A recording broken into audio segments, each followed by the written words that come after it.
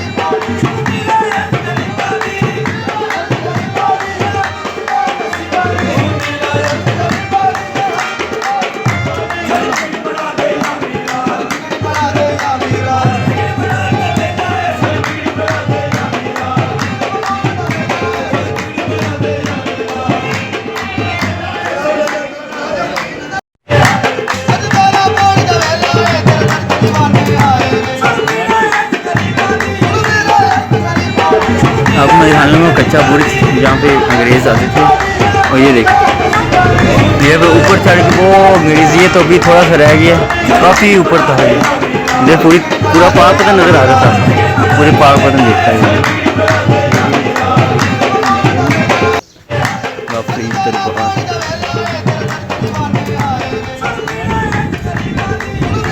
से हम नीचे उतरे हैं फरीद की तरफ।